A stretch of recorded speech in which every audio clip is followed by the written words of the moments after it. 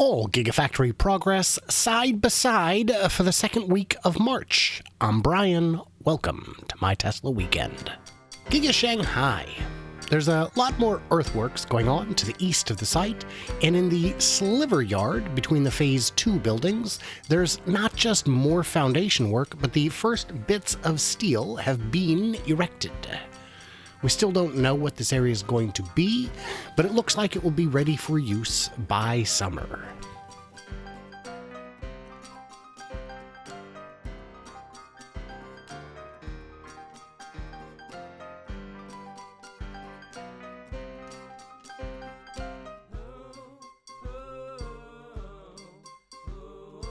Guys, if you like this video, do me a solid and hit the thumbs up so YouTube knows to show it to others who share the same interests. And if we can hit 1,000 thumbs up, I'll give a prize to one of the comments on this video at random on next week's news roundup. So tune in for that too.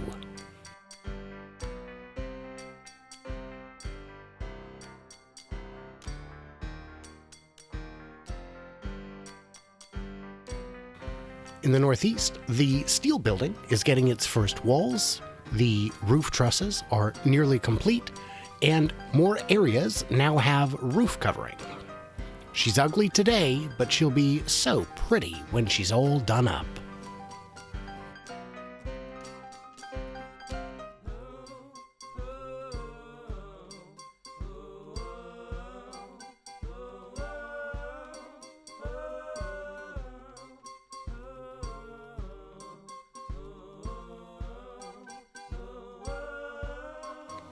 The steel addition to the north of the Phase 2 building has substantially more interior concrete, new roof covering on the lower area, and it now connects along the entire width to the Model Y assembly building.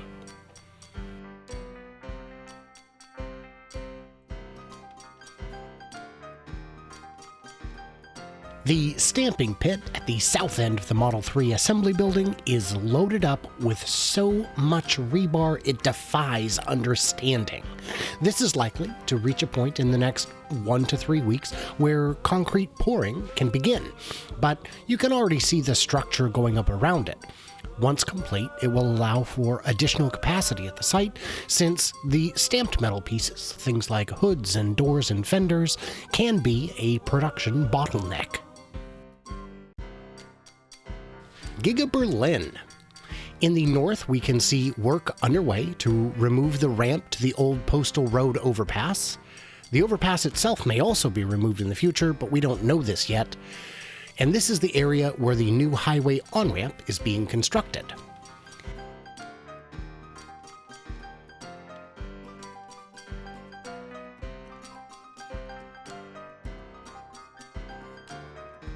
In the courtyard, we can see more large pipes, which may be for HVAC on the inside or a drainage system on the exterior, but we don't know. It's impossible to tell from this distance.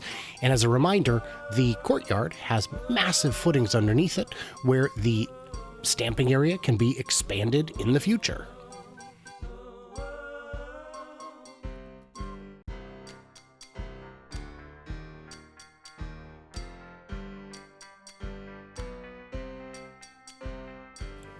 The cube at the northwest corner of the site is being outfitted with hardware to attach the exterior wall panels.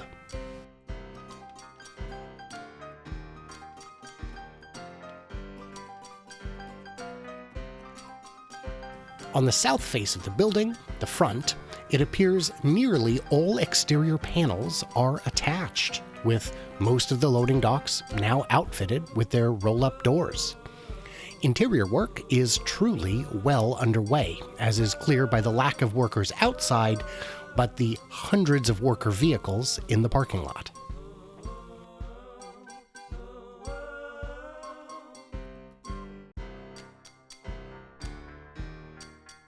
The roofing material visible in bundles on the roof last week are now almost entirely used up. We should expect to see exterior work on everything but the casting cathedral done in the next few weeks.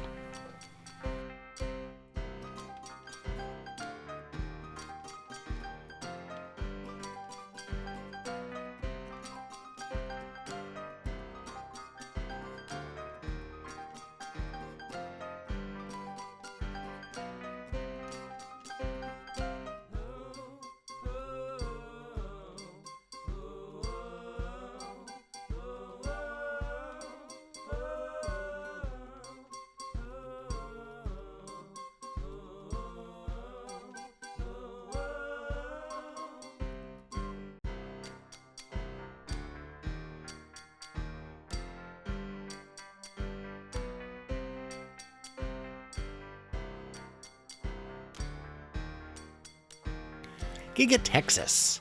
Final concrete has been finished on the roof of the casting area, and interior work is simply screaming along.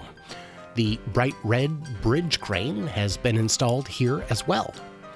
You'll notice a lot more roof panels have been added in the past week. There's been an absolute ton of stuff going on inside, from the outfitting of HVAC work to the installation, or at least moving in, of substantial amounts of paint shop equipment. Massive drain pipes, about 7 feet in diameter, 2-ish meters, are being run along the east side of the building here.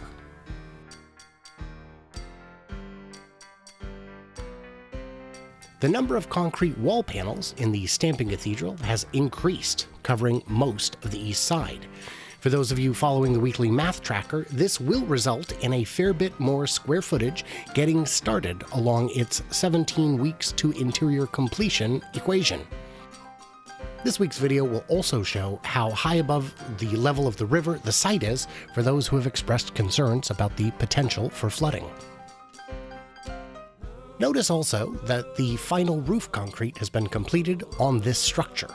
There's also a significant number of interior walls within this structure, and the northwest corner of it has concrete partitioning it off from the long steel structure, presumably as a break for noise or fire, while also adding structural integrity.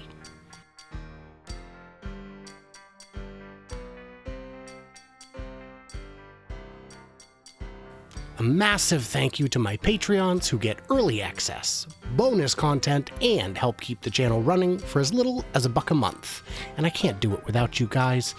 And as a reminder, there's still my Tesla tattoo reveal when I hit 100 patrons. Yes, I have a Tesla tattoo, and no, you can't see it. At least not yet. In the Southeast Prairie, we see little progress, as it's essentially done until the space is no longer needed for the staging of concrete wall panels and until the steel structure continues its march southward.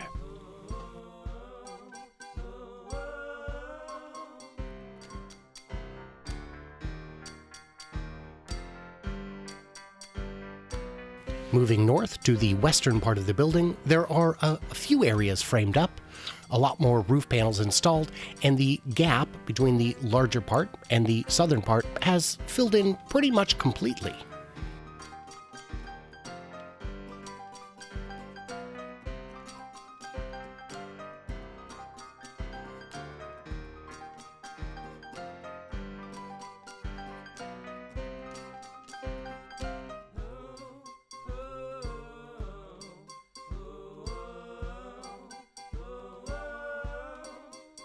The northwest corner, where the battery plant is expected to be built, has roughly doubled the number of footings completed, and man, are they in high freaking gear, or whatever you'd call that in a one-speed racing machine.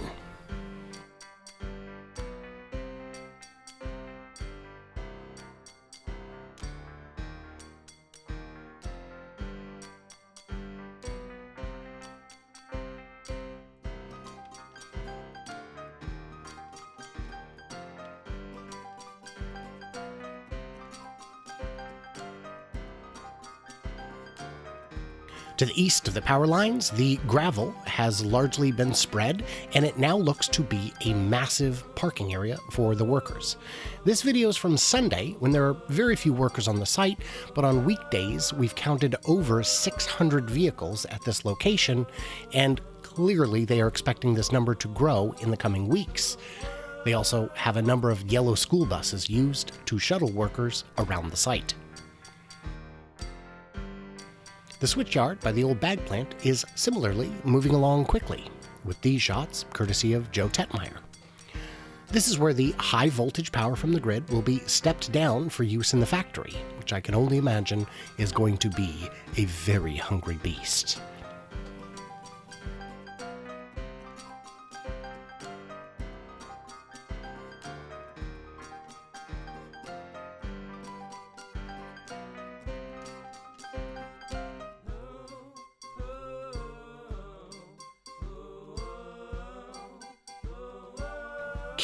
Nikola?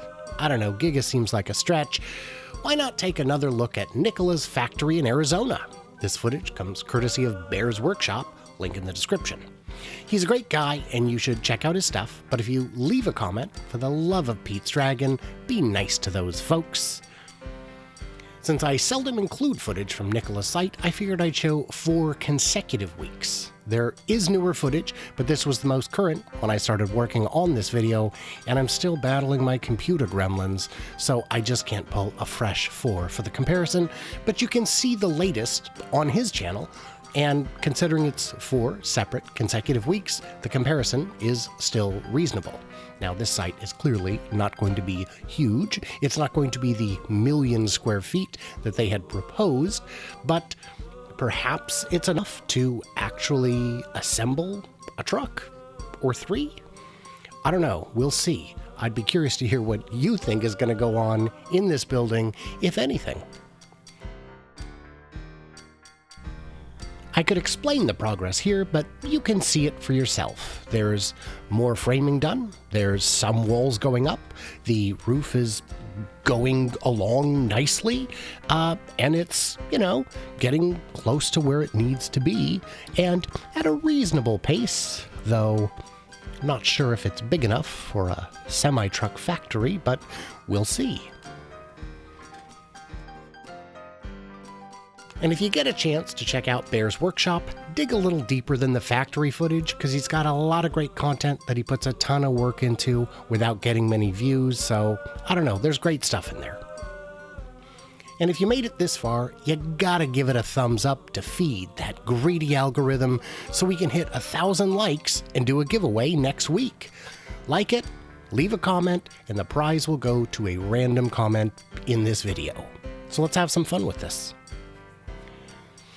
So what did I miss or misunderstand? Give me that earload below and stay tuned, stay juicy, and I can't wait to hear from you clever robots on the hot tin roof. And you guys can decide which one.